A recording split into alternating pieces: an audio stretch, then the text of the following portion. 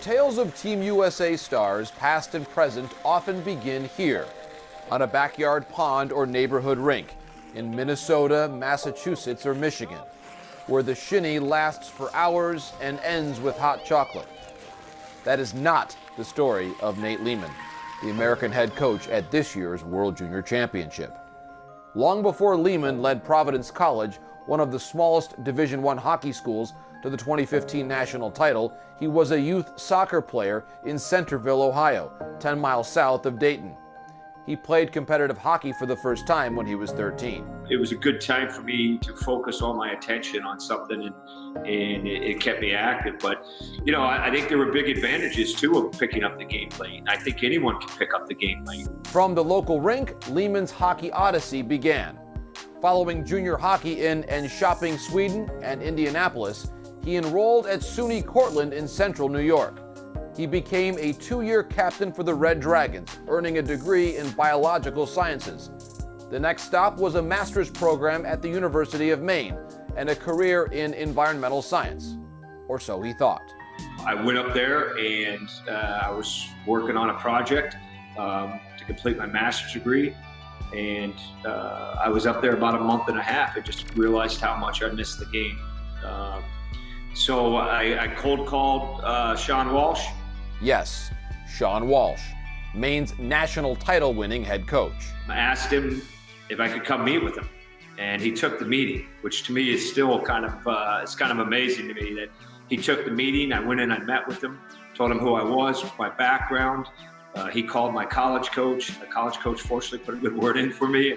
Walsh lined up Leaman's first coaching job with a local high school and invited him to join the Maine staff as a volunteer assistant the following season. The Black Bears won the national title that year, and Leaman moved on from his fascination with fisheries. Now he needed a full-time job. He found it at Harvard, where his hard-scrabble recruiting prowess became the stuff of legend, like the time he slept in his rental car on a ferry dock in British Columbia.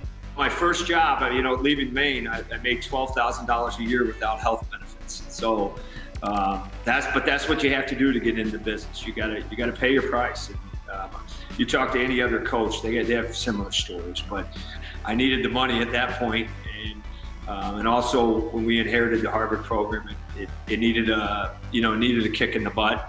So we had to go out and kind of get the right players. And he did. Leaman helped Harvard win the ECAC tournament in 2002. By the time Union College made him a 30-year-old head coach, Leaman's reputation in college hockey was well established. What he lacked in playing pedigree, he made up for in tenacity.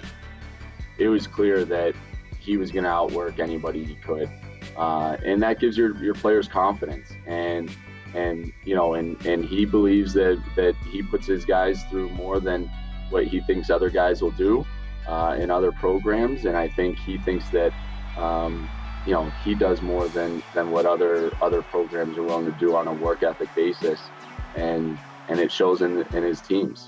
Chris Mayotte saw that as the goaltender on Leaman's first team at Union, through 5 years on the Providence coaching staff, and now with Team USA. He's just had to find a way to be better than everybody else. That was how he was going to move up. And he's done it. And I do think he has a constant, internal drive to prove that he is one of the best coaches in the world. At the World Junior, Leaman has the most talented roster of his head coaching career. The host Canadians, though, are viewed by many as the tournament favorites. To win gold, Team USA will need skill and sandpaper. Especially for camp here in the tournament, a couple things he has is the gold medal standard, where in every practice and workout he kind of wants us to give 100% effort and to put everything into it, because that's what it's going to take to win a gold medal. He is very good at recognizing his own team's strengths and at the same time their weaknesses, and so he's constantly preparing for how is the team going to attack us, how can we attack them, and then he just asks us to be able to execute. But this team is certainly talented, and I think he's been great with them. It is with pride that Leaman describes his hockey background as non-traditional. Now, fittingly, he's come to Rogers Arena, where an attorney and college lacrosse star clutched the Stanley Cup 3 months ago. The old soccer player from Centerville, Ohio, would tell you that the intensity of a dream doesn't depend on how long you've had it, while curiosity and commitment are two of the coaching credentials that matter most.